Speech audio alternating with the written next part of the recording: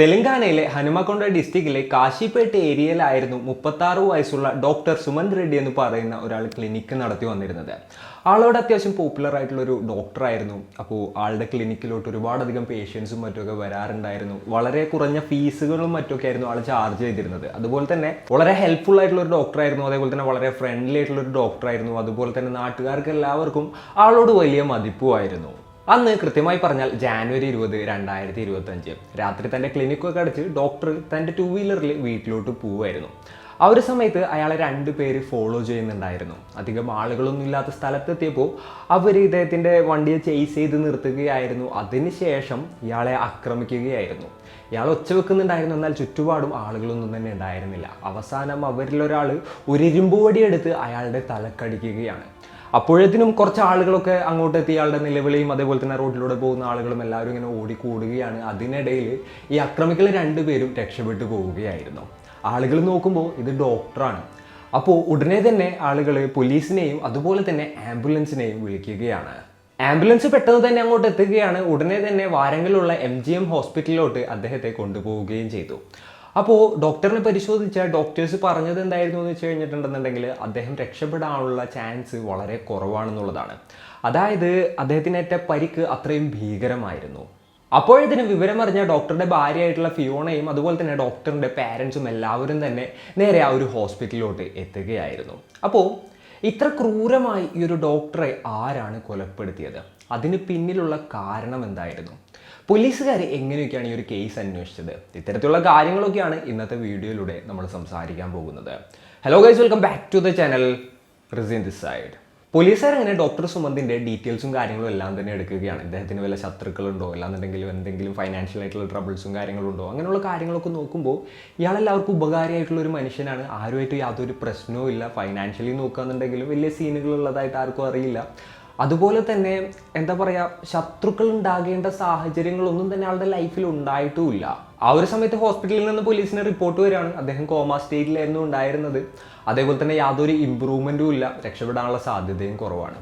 അപ്പോൾ കൂടുതലായിട്ടുള്ള ട്രീറ്റ്മെൻറ്റിനും കാര്യങ്ങൾക്കൊക്കെ വേണ്ടിയിട്ട് അവിടെ നിന്ന് ഹൈദരാബാദുള്ള ഒരു പ്രൈവറ്റ് ഹോസ്പിറ്റലിലോട്ട് സർജറിക്ക് വേണ്ടിയിട്ട് മാറ്റുകയാണ്. ഒരു brain and skull surgery specialised ആയിട്ടുള്ളൊരു ഹോസ്പിറ്റലായിരുന്നു അത്. അങ്ങനെ അവിടെ കൊണ്ടുപോയി ആ സർജറിയും കാര്യങ്ങളൊക്കെ കഴിഞ്ഞു. അതിനുശേഷം 1-2 ദിവസം കഴിഞ്ഞപ്പോൾ തിരിച്ച് ഈ ഒരു MGM ഹോസ്പിറ്റലിലോട്ട് കൊണ്ടുവരികയാണ്. കാരണം അവരുടെ വീടിനോട് ചേർന്നും കാര്യങ്ങളൊക്കെ ആയിരുന്നു. എല്ലാവർക്കും വരാനും കാര്യങ്ങളും എല്ലാത്തിനും എളുപ്പമുള്ളൊരു ഹോസ്പിറ്റലായിരുന്നു. നേരെ അദ്ദേഹത്തെ വീണ്ടും അങ്ങോട്ട് മാറ്റുകയാണ്. എന്നിട്ടും കാര്യമായിട്ടുള്ള യാതൊരു ഇമ്പ്രൂവ്മെൻറ്റും ഉണ്ടായില്ല. എന്നാൽ 2 ദിവസം കൂടെ കഴിഞ്ഞപ്പോൾ മരണത്തോട് മല്ലിട്ടുകൊണ്ടിരുന്നിരുന്ന അദ്ദേഹം മരണത്തിന് കീഴടങ്ങുകയായിരുന്നു. അപ്പോൾ അതിനുശേഷം ചടങ്ങുകൾ കാര്യങ്ങളൊക്കെ നടന്നു. ഒരുപാടധികം ആളുകൾ വന്നു. അദ്ദേഹത്തിൻ്റെ പല പേഷ്യൻസ്, സുഹൃത്തുക്കൾ, അങ്ങനെ ഒരുപാടധികം ആളുകൾ ആ ഒരു ചടങ്ങിൽ പങ്കെടുക്കുകയാണ്. പോലീസുകാർ ക്വസ്റ്റ്യനിങ്ങും കാര്യങ്ങളൊക്കെ ആരംഭിച്ചിട്ടുണ്ടായിരുന്നു. നൈബേഴ്സിനെ അതേപോലെ തന്നെ റിലേറ്റീവ്സിനെ പാരൻസിനെ ഒക്കെ ക്വസ്റ്റ്യൻ ചെയ്യാണ്. അപ്പോൾ പാരൻസിൻ്റെ അടുത്തായിരുന്നു ആദ്യമായിട്ട് കാര്യമായിട്ട് ചോദ്യങ്ങളൊക്കെ ചോദിച്ചത്. അതായത് എന്താ പറയുക, നിങ്ങളുടെ മകന് വല്ല ശത്രുക്കളുണ്ടോ, എന്തെങ്കിലും പ്രശ്നങ്ങളുണ്ടോ എന്നൊക്കെ ചോദിച്ചപ്പോൾ തങ്ങളുടെ മകൻ ഒരു ശാന്ത സ്വഭാവക്കാരനായിരുന്നെന്നും ആരോടും അങ്ങോട്ട് പ്രശ്നത്തിനൊന്നും പോകാത്ത ഒരാളായിരുന്നെന്നും അതുപോലെ തന്നെ എന്തെങ്കിലും ഒരു ഇഷ്യൂ ഉള്ളതായിട്ട് തനിക്കറിയില്ല എന്നുള്ളൊരു തരത്തിലായിരുന്നു പാരൻസ് ഇദ്ദേഹത്തോട് മറുപടി പറഞ്ഞത്. അപ്പോൾ അതിനുശേഷം ആളുടെ വൈഫായിട്ടുള്ള 34 വയസ്സുള്ള ഫ്ലോറ എന്ന് പറയുന്ന സ്ത്രീയെ പോലീസുകാർ ക്വസ്റ്റ്യൻ ചെയ്യുകയാണ്. അവരും സെയിം രീതിയിലുള്ള കാര്യങ്ങൾ തന്നെയായിരുന്നു പറഞ്ഞത്. അദ്ദേഹത്തിന് ശത്രുക്കളൊന്നും തന്നെ ഇല്ല. അതുപോലെ തന്നെ ആൾ വലിയ കാര്യമായിട്ട് ദേഷ്യപ്പെടുന്നത് താൻ ഇതുവരെ കണ്ടിട്ട് പോലും ഇല്ല എന്നുള്ളതായിരുന്നു വൈഫിൻ്റെ മൊഴി. ഇതിന് പാരലായിട്ട് പോലീസുകാർ CCTV വിഷ്വൽസും കാര്യങ്ങളൊക്കെ പരിശോധിക്കുന്നുണ്ടായിരുന്നു. അപ്പോൾ ഈ ഒരു ഡോക്ടറിനെ ഫോളോ ചെയ്ത് 2 പേര് പോകുന്നതിൻ്റെ വിഷ്വൽസ് പോലീസുകാർക്ക് കിട്ടുകയാണ്. എന്നാൽ വണ്ടിയുടെ നമ്പർ പ്ലേറ്റും ഉണ്ടായിരുന്നില്ല. അതുപോലെ തന്നെ ഇവരുടെ ഫേസും ക്ലിയർ ആയിരുന്നില്ല. പോരാത്തതിൻ്റെ രാത്രിയായിരുന്നു. അതുകൊണ്ട് തന്നെ ഇതാരാണെന്ന് ഐഡൻറ്റിഫൈ ചെയ്യാനായിട്ട് അത്രത്തോളം ബുദ്ധിമുട്ടായിരുന്നു. അതുപോലെ തന്നെ ആ ഒരു സമയത്ത് വേറെ ഏതെങ്കിലും മൊബൈൽ ഡിവൈസസ് ആക്റ്റീവ് ആണോ തുടങ്ങിയിട്ടുള്ള കാര്യങ്ങളൊക്കെ നോക്കിയപ്പോൾ ഒന്നും തന്നെ ആക്റ്റീവ് ആയിരുന്നില്ല. ഇവർ കറക്റ്റായിട്ട് പ്ലാൻ ചെയ്തിട്ടാണ് ഇത് ചെയ്തിട്ടുള്ളതെന്നുള്ളത് പോലീസുകാർക്ക് മനസ്സിലാവുകയാണ്. അപ്പോൾ പോലീസുകാർ ഈ ഒരു കേസ് എവിടെ നിന്ന് തുടങ്ങിയെന്ന് ചോദിക്കുമ്പോൾ ഇവരുടെ ഫാമിലിയിൽ നിന്ന് തന്നെയാണ്. അവരുടെ ഫാമിലിയുടെ ഡീറ്റെയിൽസും കാര്യങ്ങളൊക്കെ എടുക്കുകയാണ്. അപ്പോൾ ഈ ഒരു ഡോക്ടറിൻ്റെ അച്ഛനും അമ്മയും ഒരു വീട്ടിലാണ് താമസിക്കുന്നത്. അവരുടെ സ്വന്തം വീടാണ്. ആ ഒരു ക്ലിനിക്കിൻ്റെ അവിടെ നിന്ന് കുറച്ച് മാറിയിട്ടാണ്. ആളും ആളുടെ ഭാര്യയായിട്ടുള്ള ഫ്ലോറയും കുറച്ചങ്ങ് മാറിയിട്ടായിരുന്നു താമസിക്കുന്നുണ്ടായിരുന്നത്. അപ്പോൾ അദ്ദേഹത്തിൻ്റെ കൂടെ താമസിച്ചിരുന്നത് ഫ്ലോറയാണ്. അപ്പോൾ ഈ ഒരു മരണത്തിൽ അവർക്ക് പങ്കുണ്ടോ എന്നുള്ളൊരു സംശയവും പോലീസിനുണ്ടായിരുന്നു. അങ്ങനെ പോലീസുകാർ ഇവരുടെ റൊട്ടീനും കാര്യങ്ങളൊക്കെ നൈബേഴ്സിൻ്റെ അടുത്തൊക്കെ ചോദിച്ച് മനസ്സിലാക്കുകയായിരുന്നു. അപ്പോൾ രാവിലെ തന്നെ ഡോക്ടറും വൈഫും കൂടെ നടക്കാനായിട്ട് ഇറങ്ങും. അതിനുശേഷം ഡോക്ടർ ഒരു 9-10 മണിയൊക്കെ ആകുമ്പോൾ നേരെ ക്ലിനിക്കിലോട്ട് പോകും. അതിനുശേഷം പിന്നെ ആൾ വേറെ ഹോസ്പിറ്റൽസിലൊക്കെ വർക്ക് ചെയ്യുന്നുണ്ടായിരുന്നു, അവിടെയൊക്കെ പോയി പിന്നെയും ക്ലിനിക്കിലോട്ട് പോയിട്ട് ഈവനിങ് ടൈം ആകുമ്പോൾ ആൾ തിരിച്ചെത്തും. അതായിരുന്നു ആളുടെ റൊട്ടീൻ. അപ്പോൾ പോലീസുകാർ നേരെ കാശിപ്പേട്ടിലുള്ള ആളുടെ ക്ലിനിക്കിലോട്ടൊക്കെ പോയി കഴിഞ്ഞിട്ട് ക്വസ്റ്റ്യൻ ചെയ്യുകയാണ്. അവിടെ നേഴ്സ്, കമ്പൗണ്ടർ, അതേപോലെ തന്നെ 1-2-3 പേര് വർക്ക് ചെയ്യുന്നുണ്ടായിരുന്നു. അവരൊക്കെ ക്വസ്റ്റ്യൻ ചെയ്തപ്പോഴും അവർക്കും യാതൊരു ഐഡിയയും ഇല്ല. എന്നാൽ പോലീസിന് അവിടെ നിന്ന് സുപ്രധാനമായിട്ടുള്ളൊരു ക്ലൂ ലഭിക്കുകയാണ്. 2 മാസങ്ങൾക്ക് മുൻപാണ് വാടക വീട് മാറിയിട്ട് പുതിയൊരു വാടക വീട് ഡോക്ടർ എടുത്തത്. എന്നാൽ ആ രണ്ടാമതെടുത്ത വീട് അവിടെ നിന്ന് കുറച്ച് ദൂരെയായിരുന്നു, അതായത് കാശിപ്പേട്ടുള്ള ഒരു ക്ലിനിക്കിൽ നിന്നും കുറച്ച് ദൂരത്തിലായിരുന്നു. എന്നാൽ ഇവർ മുന്നേ താമസിച്ചുകൊണ്ടിരുന്നിരുന്ന വീട് എവിടെയാണെന്ന് വെച്ച് കഴിഞ്ഞിട്ടുണ്ടെങ്കിൽ അവിടെ ആ ഒരു ക്ലിനിക്കിനോട് അടുത്ത് തന്നെയായിരുന്നു. അപ്പോൾ എന്തിനിത്ര ദൂരത്തുള്ളൊരു സ്ഥലത്ത് പോയിട്ട് അയാൾ വാടകയ്ക്ക് വീടെടുക്കണം എന്നുള്ളൊരു ചിന്ത ഈ ഒരു പോലീസ് ഓഫീസേഴ്സിൻ്റെ മനസ്സിൽ വരികയാണ്. അങ്ങനെ അതിനെക്കുറിച്ച് കേട്ട് അവർ ഡീറ്റെയിൽ ആയിട്ട് അന്വേഷിക്കാൻ തന്നെ തീരുമാനിച്ചു. അങ്ങനെ പോലീസുകാർ വൈഫായിട്ടുള്ള ഫ്ലോറയോട് ചോദിച്ചു, എന്തിനാണ് നിങ്ങൾ വീട് മാറിയെന്നുള്ളത്. അപ്പോൾ ഫ്ലോറ പറഞ്ഞത്, ഹസ്ബൻഡ് പറഞ്ഞു, ഈ ഒരു വീടിന് എന്തോ ഒരു ആശ ശരിയല്ല, ഇവിടെ നിന്ന് മാറിയിട്ടുണ്ടെങ്കിൽ നന്നായിരിക്കും എന്ന് പറഞ്ഞുകൊണ്ടാണ് മാറിയെന്ന് പറഞ്ഞു. എന്നാൽ ഹസ്ബൻഡിൻ്റെ കാര്യം പറയുകയാണെന്നുണ്ടെങ്കിൽ ആൾ അത്ര വലിയ വിശ്വാസമൊന്നും ആയിരുന്നില്ല, അങ്ങനെ വിശ്വാസമുള്ള ഒരാളൊന്നും ആയിരുന്നില്ല. പിന്നെ എന്തുകൊണ്ടാണ് അങ്ങോട്ട് മാറിയെന്നുള്ളത് തനിക്കും വലിയൊരു ഐഡിയ ഇല്ല എന്നുള്ള തരത്തിലായിരുന്നു വൈഫ് പറഞ്ഞത്. അപ്പോൾ പോലീസുകാർക്ക് ഇത് എടുക്കണോ എടുക്കണ്ടേ എന്നുള്ളൊരു കൺഫ്യൂഷൻ ഉണ്ടായി. അതായത് ഫ്ലോറ പറയുന്നത് ശരിയാവാനും സാധ്യതയുണ്ട്, അതുപോലെ തന്നെ നുണ പറയുന്നതാകാനുള്ളൊരു സാധ്യതയുണ്ട്. അങ്ങനെ പോലീസുകാർ ഇവരുടെ പാരൻസിനെ ക്വസ്റ്റ്യൻ ചെയ്യുകയാണ്. അപ്പോൾ പാരൻസും പറഞ്ഞു, എന്താ സംഭവം എന്നുള്ളത് ഞങ്ങൾക്കറിയില്ല, അവിടേക്ക് മാറിയിട്ടുണ്ടെന്നുണ്ടെങ്കിൽ കൂടുതൽ ഹോസ്പിറ്റൽസുമായിട്ട് കോൺടാക്റ്റ് കിട്ടും, അപ്പോൾ കൂടുതൽ ഹോസ്പിറ്റലിലൊക്കെ പോകാനായിട്ട് കാര്യങ്ങളൊക്കെ എളുപ്പമായിരിക്കും, അങ്ങനെയാണ് ഇങ്ങനെയാണെന്നൊക്കെ പറഞ്ഞിട്ടാണ് അവൻ മാറിയത്. പോലീസുകാർ നോക്കുന്ന സമയത്ത് വയസ്സായിട്ടുള്ള പാരൻസിൻ്റെ അടുത്തായിരുന്നു മറ്റേ ആദ്യത്തെ വീടുണ്ടായിരുന്നത്, ക്ലിനിക്കിനോടും അടുത്തുമായിരുന്നു. ഇപ്പം നോക്കുകയാണെന്നുണ്ടെങ്കിൽ മറ്റേ വീട് ഇവിടെ നിന്ന് 2 എന്താ പറയുക, ഈ ക്ലിനിക്കിൽ നിന്നും അതേപോലെ തന്നെ സ്വന്തം പാരൻസിൻ്റെ വീട്ടിൽ നിന്നൊക്കെ അകലെ ആയിട്ടായിരുന്നു. അടുത്തതായിട്ട് പോലീസുകാർ പഴയ വീടിൻ്റെ അവിടെ പോയിട്ട് അവിടെയുള്ള നൈബേഴ്സിനോടൊക്കെ കാര്യങ്ങളൊക്കെ ചോദിച്ചറിയുകയാണ്. ഇവരുടെ അവിടുത്തെ ഡെയിലി റൂട്ടീൻ എങ്ങനെയായിരുന്നു എന്ന് വെച്ച് കഴിഞ്ഞിട്ടുണ്ടെങ്കിൽ ഹസ്ബൻഡും വൈഫും കൂടെ രാവിലെ തന്നെ നടക്കാൻ ഇറങ്ങും. അതിനുശേഷം അവർ രണ്ടുപേരും കൂടെ ജിമ്മിൽ പോകും. ഒരു 2 മണിക്കൂർ വർക്കൗട്ട് ചെയ്തതിന് ശേഷം തിരിച്ചു വരും. പിന്നീട് ഇദ്ദേഹം ക്ലിനിക്കിലോട്ട് പോകും, പിന്നെ ഹോസ്പിറ്റൽസിലോട്ടൊക്കെ പോയിട്ട് തിരിച്ചു വരും. ചില ദിവസങ്ങളിൽ ഈവനിങ്ങും അവർ ജിമ്മിൽ പോകാറുണ്ട്. അപ്പോൾ അങ്ങനെയുള്ള ഒരു കപ്പിളായിരുന്നു അവർ.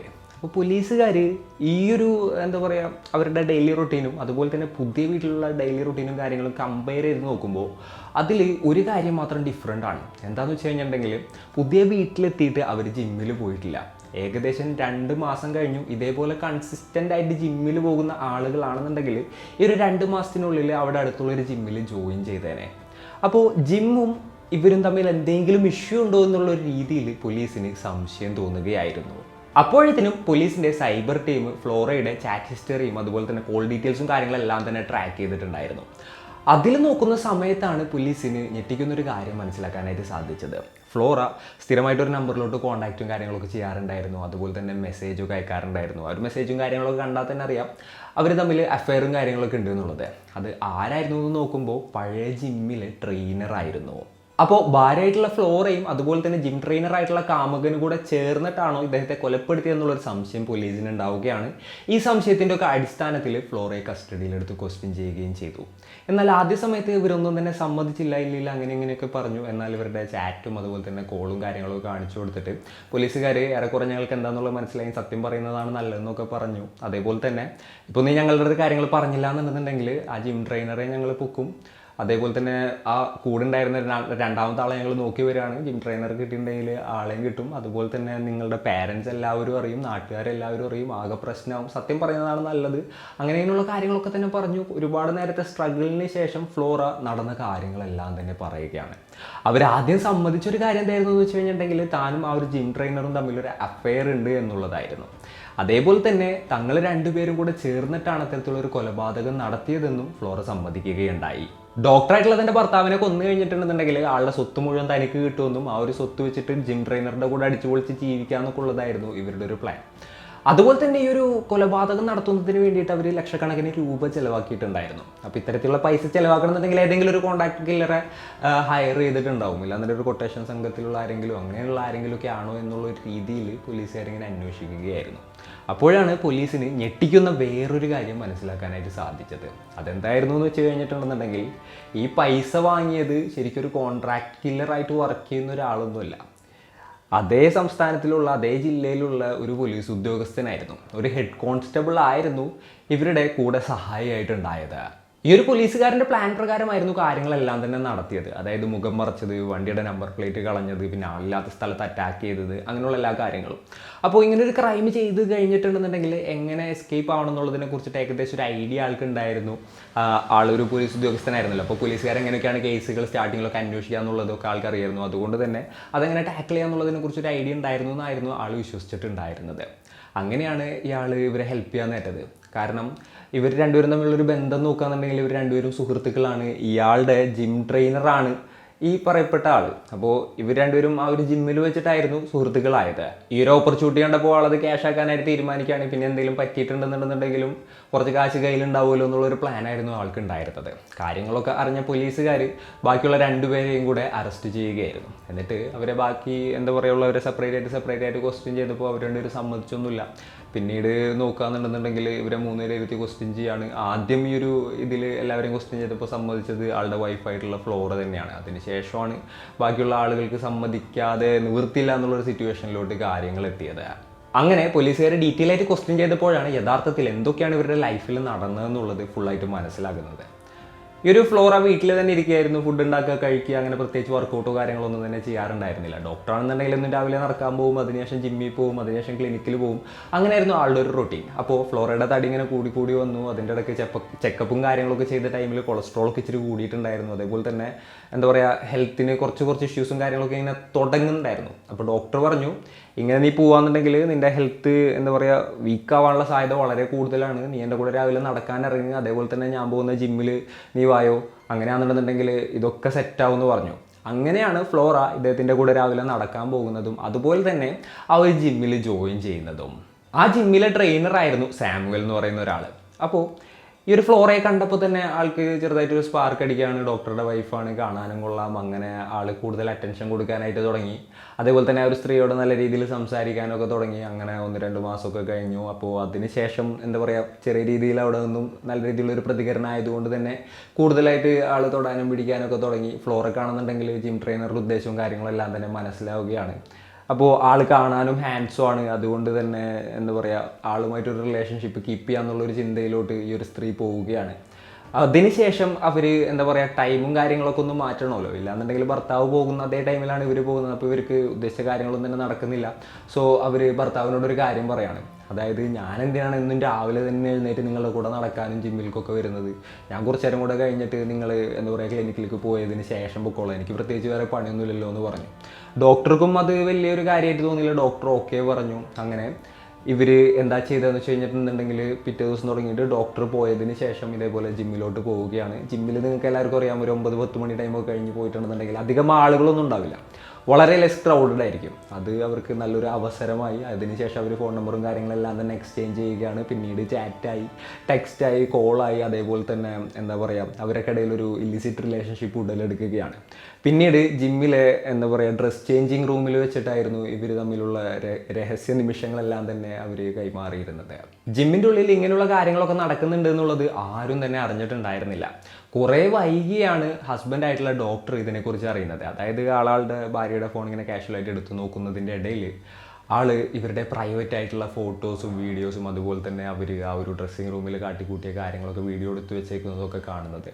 ഇത് കണ്ട ആളാകപ്പാടെ ഷോക്കായി പോയി. അയാൾക്ക് തന്നെ ചതിച്ച തൻ്റെ ഭാര്യയോടും വല്ലാത്തൊരു ദേഷ്യം തോന്നി. അതുപോലെ തന്നെ ആ ജിം ട്രെയിനർക്കും അറിയാം ഇത് തൻ്റെ ഭാര്യയാണ്, അയാളും കൂടെ തന്നെ ചതിച്ചു, ഇവർ രണ്ടുപേരും കൂടെ ചേർന്ന് തന്നെ ചതിച്ചു എന്നുള്ളൊരു തോന്നൽ ആൾക്ക് വരികയാണ്. അങ്ങനെ ആൾ ആ ഒരു ഫോൺ എടുത്തുകൊണ്ട് പോയി ഭാര്യയുടെ അടുത്ത് പോയിട്ട് പറഞ്ഞു, ഇതിവിടെ വെച്ച് നിർത്തിക്കോ, ഇനി ഞാൻ ഒരു ജിമ്മിലും പോകണ്ട, ജിം ട്രെയിനറെ കാണാൻ വേണ്ട, ഒന്നും ചെയ്യേണ്ടെന്ന് പറഞ്ഞു. നമുക്ക് ഇവിടെ നിന്ന് സ്ഥലം മാറി പോവാം, ഇനി ഇതിങ്ങനെ പോയിട്ടുണ്ടെങ്കിൽ ശരിയാവില്ല, നീ മര്യാദ നടക്കാമെന്നുള്ള കാര്യങ്ങളൊക്കെ പറഞ്ഞു. അപ്പോൾ യഥാർത്ഥത്തിൽ അതായിരുന്നു ആ ഒരു വീട് മാറാനുള്ള കാരണം. അതിനുശേഷം ഇടിവിടെന്ന് അവിടെ നിന്ന് അവർ വീട് മാറി പോവുകയായിരുന്നു. പാരൻസ് ചോദിച്ചു, നീ എന്തിനാണ് ഇപ്പോൾ പോകുന്നത്, ഞങ്ങളൊക്കെ ഇവിടെ അല്ലേ, അതേപോലെ തന്നെ ക്ലിനിക്ക് ഇവിടെ അല്ലേ എന്നൊക്കെ ചോദിച്ചു. അപ്പോൾ പാരൻസിൻ്റെ അടുത്ത് എന്തെങ്കിലുമൊക്കെ പറയണ്ട, അപ്പം അങ്ങോട്ട് മാറിയിട്ടുണ്ടെങ്കിൽ കൂടുതൽ ഓപ്പർച്യൂണിറ്റീസും കാര്യങ്ങളൊക്കെ കിട്ടും എന്നൊക്കെ പറഞ്ഞ് നൈസായിട്ട് ആൾ എന്താ പറയുക അങ്ങോട്ട് മാറുകയായിരുന്നു. അതായത് ഇങ്ങനെയുള്ളൊരു ഇൻസിഡൻറ്റ് നടന്നതായിട്ട് അല്ലാന്നുണ്ടെന്നുണ്ടെങ്കിൽ ഭാര്യ ഇങ്ങനെ പോയതായിട്ട് ആളുടെ സുഹൃത്തുക്കളുടെ അടുത്തോ അല്ലാന്നുണ്ടെങ്കിൽ പാരൻസിൻ്റെ അടുത്തോ ആരുടെ അടുത്തോ ഒരു ക്ലൂവും കൊടുത്തിട്ടുണ്ടായിരുന്നില്ല. എല്ലാവരുടെ അടുത്തും ഇത് മറച്ചു വെച്ചിട്ടായിരുന്നു. കാരണം ഭാര്യയ്ക്ക് ഇനിയിപ്പോൾ അവരെല്ലാവരും ഫേസ് ചെയ്യേണ്ടതാണ്. അപ്പോൾ അവർക്ക് എന്തൊരു മോശമായിട്ടുള്ളൊരു ഇമേജ് വരണ്ട എന്നുള്ളൊരു തരത്തിലായിരുന്നു ആൾ കരുതിയിട്ടുണ്ടായിരുന്നത്. അതുപോലെ തന്നെ തൻ്റെ ഭാര്യ തെറ്റ് മനസ്സിലാക്കി തിരിച്ചു വരും എന്നുള്ളൊരു ചിന്തയും ആൾക്കുണ്ടായിരുന്നു. എന്നാൽ അതൊന്നും ആയിരുന്നില്ല സംഭവിച്ചത്. അങ്ങനെ ജിം ട്രെയിനർ ഒരു സ്ഥലത്തായി, അതുപോലെ തന്നെ ഫ്ലോർ ഒരു സ്ഥലത്തായി. ഇവർക്ക് രണ്ടുപേർക്കും തമ്മിൽ കാണാൻ പറ്റാത്തതിൻ്റെ ഫ്രസ്ട്രേഷനും കാര്യങ്ങളും എല്ലാം തന്നെ ഉണ്ടായിരുന്നു. എങ്ങനെയെങ്കിലും കാണണമെന്നുണ്ടായിരുന്നു. എന്നാൽ ഇതിനിടയിൽ വിലങ്ങുതടിയായിട്ട് നിന്നിരുന്നത് ഡോക്ടർ മാത്രമായിരുന്നു. അപ്പോൾ ഡോക്ടർ എങ്ങനെയെങ്കിലുമൊക്കെ തീർത്ത് കഴിഞ്ഞിട്ടുണ്ടെന്നുണ്ടെങ്കിൽ നമുക്ക് എന്താ പറയുക സുഖമായിട്ട് ജീവിക്കുക എന്നുള്ളൊരു ചിന്തയിലോട്ട് ഇവർ എത്തിയിട്ടുണ്ടായിരുന്നു. അപ്പോൾ ഇവർ രണ്ടുപേരും ഈ ഒരു ഹെഡ് കോൺസ്റ്റബിളും തമ്മിലുള്ള ബന്ധം എന്താണെന്ന് ചോദിച്ചു കഴിഞ്ഞിട്ടുണ്ടെന്നുണ്ടെങ്കിൽ ഈ ഒരു ഹെഡ് കോൺസ്റ്റബിൾ ഇവർ തമ്മിലുള്ളൊരു ബന്ധം മുന്നേ നോട്ടീസ് ചെയ്തിട്ടുണ്ടായിരുന്നു. ആൾക്ക് ഒരു ട്രെയിനറായിട്ട് നല്ലൊരു ബന്ധമായിരുന്നു. അതേപോലെ തന്നെ ഇവർ രണ്ടുപേരും തമ്മിലുള്ള ഒരു അവിഹിത ബന്ധവും ഇയാൾ നോട്ട് ചെയ്തിട്ടുണ്ടായിരുന്നു. അതായത് കൂടുതൽ ടൈം ആൾ അവിടെ ചിലവഴിക്കുന്നത്, അതേപോലെ തന്നെ വേണ്ടാത്ത രീതിയിലൊക്കെ തൊട്ട് ട്രെയിനിങ് കൊടുക്കുന്നത്, ഇതൊക്കെ ഇയാൾ നോട്ട് ചെയ്യുന്നുണ്ടായിരുന്നു. അതേപോലെ തന്നെ ഇയാൾക്ക് സംശയം തോന്നി ഇയാൾ കൂടുതലായിട്ട് നോക്കിയപ്പോൾ ഇവർ ആ ഒരു ഡ്രസ്സിങ് റൂമിൽ എന്താണ് ചെയ്യുന്നത് തുടങ്ങിയിട്ടുള്ള കാര്യങ്ങളെക്കുറിച്ച് ഒരു ഏകദേശം ഐഡിയ ഇയാൾക്ക് കിട്ടിയിട്ടുണ്ടായിരുന്നു. ടൈം ആകുമ്പോൾ ഇത് യൂസ് ചെയ്യണം എന്നുള്ളൊരു ചിന്തയിലായിരുന്നു ആളുണ്ടായിരുന്നത്.